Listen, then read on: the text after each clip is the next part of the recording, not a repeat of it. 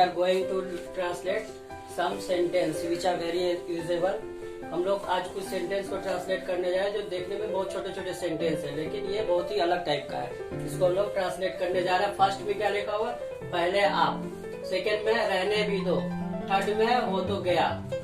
Fourth में है मिलते रहना। फिफ्थ में है ऐसा होता है। सिक्स में है खाना लगा दो। सेवन में है चाहे जो हो। 8 में है बिस्तर लगा दो।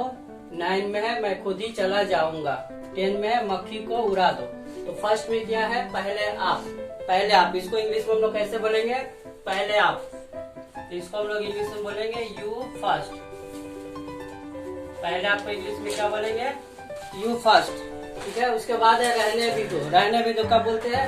जब कोई काम के लिए बोलते हैं तो हम लोग बोलते हैं छोड़ दो, रहने दो, हम कर लेंगे। तो ऐसा जब आएगा रहने भी दो तो वहाँ पे हम लोग को यूज करना है फॉरगेट इट।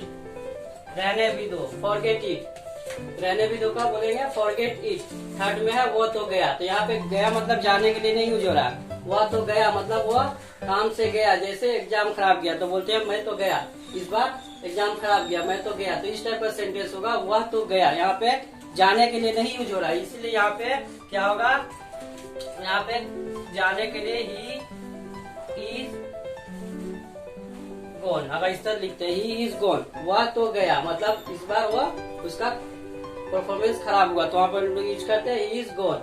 उसके बाद है मिलते रहना, मतलब हमेशा मिलते रहना।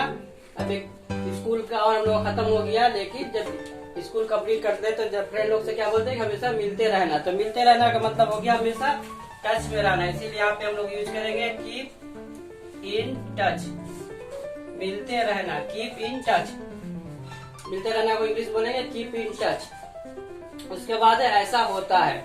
ये तो आम बात है, यूजुअली ऐसा होता है। तो यहाँ पे जब होगा ऐसा होता है तो क्या बोलेंगे यहाँ पे? That happens. HAPPENS happens. That happens मतलब ऐसा होता है। उसके बाद है खाना लगा दो। या खाना लगा दो का मतलब ये नहीं है, खाना लगा दो का मतलब खाना पेश कर दो। तो खाना लगा दो वहाँ पे हम लोग यूज करेंगे सर्व द फूड। खाना लगा दो, serve the food. SERV serve the food, खाना लगा दो। उसके बाद है चाहे जो हो। चाहे जो हो, मैं इंग्लिश अपना ठीक करके रहूंगा, जो भी हो। तो इस तरह का जब सेंटेंस आए चाहे जो भी हो तो वहाँ पे हम लोग यूज करना कम what way. Come what way, जो भी हो हम लोग को इंग्लिश ठीक करना, जो भी हो, चाहे जो भी। इस बार अच्छा मार्क्स लाकर दिखाऊंगा। तो इस तरह सेंटेंस जब आएगा चाहे जो हो या चाहे जो भी हो तो आप हम लोग क्या यूज करेंगे? कम व्हाट वे। उसके बाद है बिस्तर लगा दो। तो बिस्तर लगा दो, इसको कैसे बोलेंगे? बिस्तर लगा दो। इसको हम लोग बोलेंगे make the bed. Make the bed, बिस्तर लगा दो। Make the bed, MEKE, make the bed, बिस्तर लगा दो।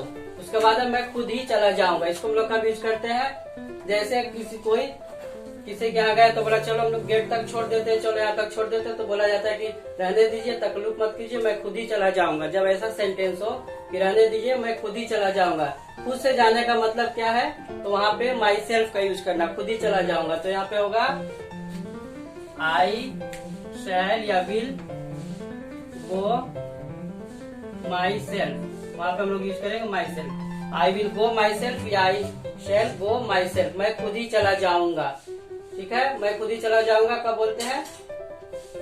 जब अपना काम खुद से करते हैं वहाँ पे माई सेल्फ का यूज करते हैं। यहाँ पे खुद से जाने का है, इसीलिए यहाँ पे हम लोग आई शैल गो माई सेल्फ कर रहे हैं। उसके बाद मक्खी को उड़ा दो।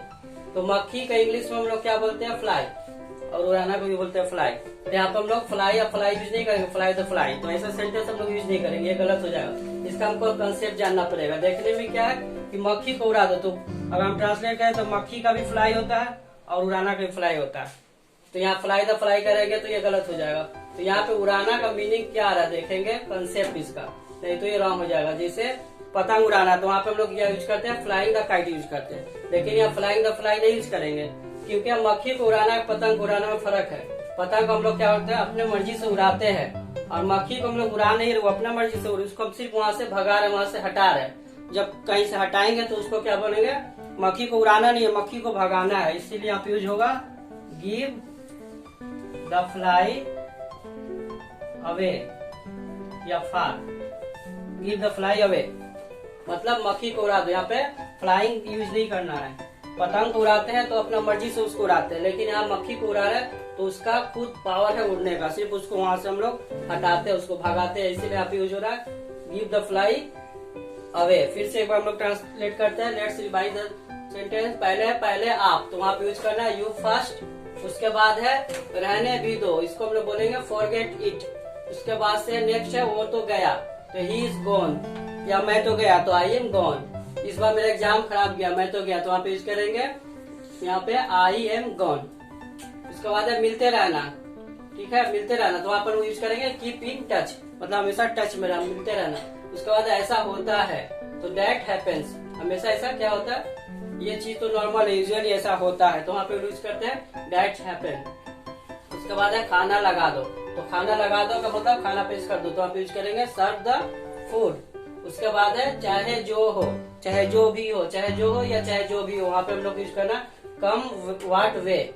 उसके बाद है बिस्तर लगा दो, तो बिस्तर लगाने के लिए यूज करेंगे मेक द बेड। उसके बाद है मैं खुद ही चला जाऊंगा, तो वहाँ पे यूज करना I shall go my self या I will go my self. उसके बाद है मक्खी को उड़ा दो, तो वहाँ पे यूज करेंगे give the fly away. Give the fly away मतलब मक्खी को उड़ा दो। उम्मीद करता हूँ आप लोगों को वीडियो अच्छी लगी होगी और आप लोगों को बहुत से जानकारी मिली होगी, जिसको आप लोग ट्रांसलेट नहीं करते होंगे सही ढंग से, आप उसको कंसेप्ट आज जान गए होंगे। वीडियो को देखने के लिए थैंक यू। वीडियो को लाइक करिएगा, शेयर करिएगा, कमेंट करिएगा और मेरे चैनल को जरूर से जरूर सब्सक्राइब करिएगा। Thank you.